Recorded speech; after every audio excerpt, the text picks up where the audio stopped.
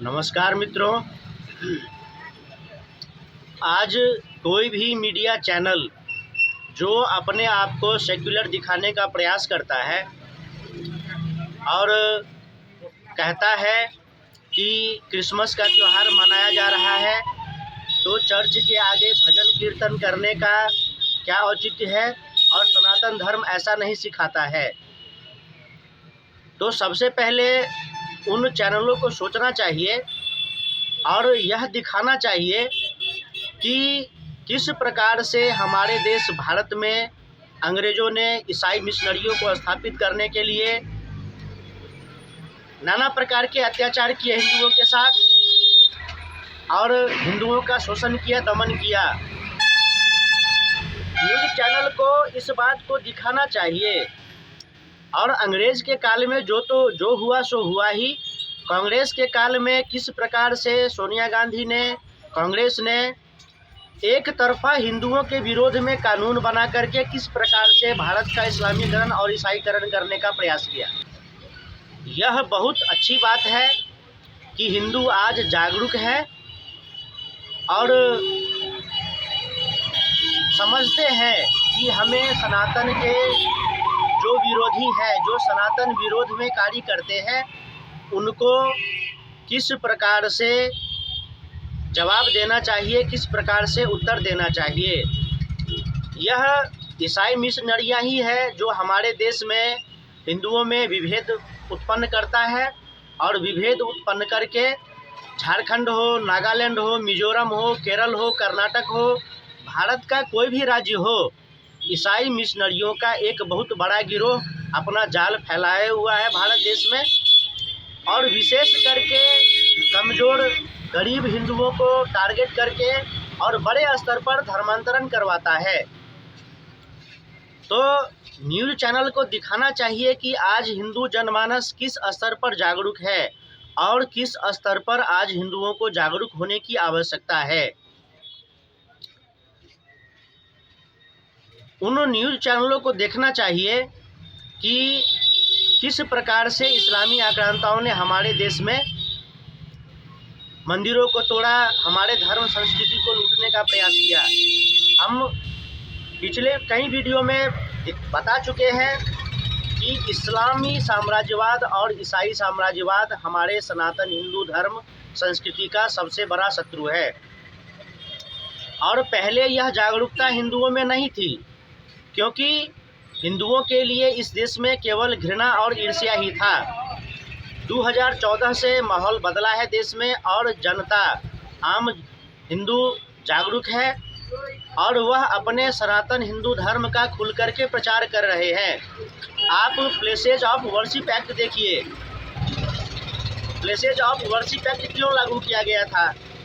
क्योंकि जो जिस स्थिति में है वैसा ही रहे और हिंदुओं को उनका मंदिर वापस नहीं मिल पाए। गुरुकुल शिक्षा पद्धति किसने नष्ट किया था? मैकाले ने। क्यों किया था? ईसाईयत को फैलाने के लिए पूरे देश में। तो आज अगर हिंदू जागरूक है तो इसमें कोई बुराई नहीं है। और सनातन हिंदू धर्म में बताया गया है कि सहिष्णुता, दया, क्षमा, करुणा, सौहार्द, सद्भाव। लेकिन यही दया, क्षमा, करुणा, सौहार्द, सद्भाव ये तो आज से नहीं है, ये तो अनादिकाल से है। फिर कोई क्यों इस्लामी या ईसाई आक्रांता हमारे देश में आए और हमारे धर्म संस्कृति को नष्ट किया? सबसे पहले तो उनसे सवाल पूछना चाहिए। और दूसरी बात, अभी मीडिया चैनल में जो चर्चा हो रहा है कि बिहार में अटल बिहारी वाजपेयी जी के उनके जन्म दिवस पर एक कार्यक्रम हो रहा था, तो उसमें रघुपति राघव राजाराम गाना गाया गया, जिसमें एक लाइन है, ईश्वर अल्लाह तेरो नाम। इस पर विवाद हुआ। तो इस पर अवश्य ही विवाद होना चाहिए, क्योंकि ना ईसाइयों के किसी प्रेयर में, किसी गाने में, किसी भजन में भगवान का नाम आता है और ना ही इस्लामियों के किसी प्रेयर में, किसी गाने में, किसी भजन में भगवान का नाम आता है। तो फिर यह एक तरफा भाईचारा और एक तरफा धर्मनिरपेक्षता का भार हिंदू क्यों ढोए? और अच्छी बात है कि भाजपा कार्यकर्ताओं ने, हिंदू कार्यकर्ताओं ने ईश्वर अल्लाह तेरो नाम का विरोध किया। यह पहचान है कि आज किस स्तर पर हिंदू अपने धर्म और संस्कृति की रक्षा करने के लिए, और यह जागरूकता और अधिक बढ़नी चाहिए। इसमें किसी को कोई दोष नज़र आता है तो यह उनके नज़र का दोष है, क्योंकि आज हिंदू कुछ भी कर रहे हैं तो अपने धर्म और संस्कृति को बचाने के लिए, जिसको पूर्व में भी बुरी तरीके से कुचला गया था और वर्तमान में भी षड्यंत्र चलाए जा रहे हैं, तब आवश्यक हो जाता है कि हिंदू हर उस चीज़ का विरोध करे जो सनातन के विरुद्ध है। ईश्वर अल्लाह तेरो नाम, इस पर भी हम वीडियो बनाए थे। स्वाभाविक है, ईश्वर का जो उपदेश है, ईश्वर का जो कहना है, यानी कि हमारे वेदों में, हमारे ग्रंथों में जो लिखा गया है, हमारे सनातन हिंदू धर्म में जो लिखा गया है, और जो अल्लाह का लिखा गया है, अल्लाह के बारे में जो बातें हैं वह आप कुरान में पढ़ सकते हैं। ईश्वर कहते हैं कि प्राणी मात्र में कण कण में भगवान है, लेकिन कुरान में ऐसा नहीं है। कुरान कहता है कि एक ही नबी है और सब उसको मानता है, जो उसको नहीं मानता है वह काफिर है और वह वाजिबुल कत्ल है। लेकिन भगवान कभी नहीं कहते कि जो भगवान को नहीं मानता उसकी हत्या कर दिया जाए। जबकि बाइबल कहता है कि जो ईसाईयत को नहीं मानता है वह नीच है, पापी है, दंड भोगने का अपराधी है। लेकिन हिंदू धर्म ग्रंथों में तो कहीं नहीं लिखा गया है कि जो हिंदुत्व को नहीं मानता, जो रामकृष्ण को नहीं मानता वह नीच पापी है और वह दंड का भागी है।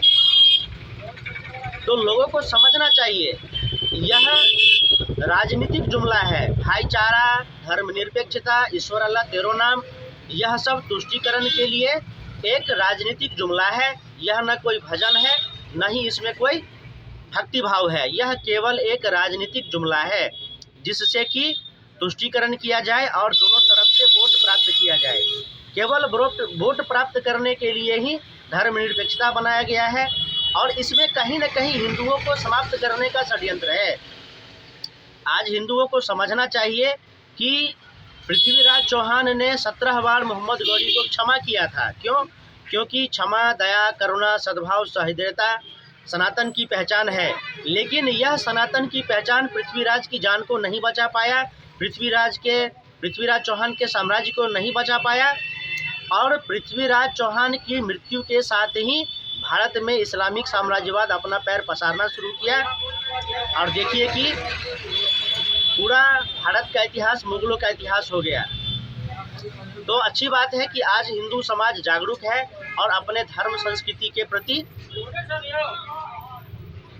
षड्यंत्र करने वालों को जवाब दे रहा है।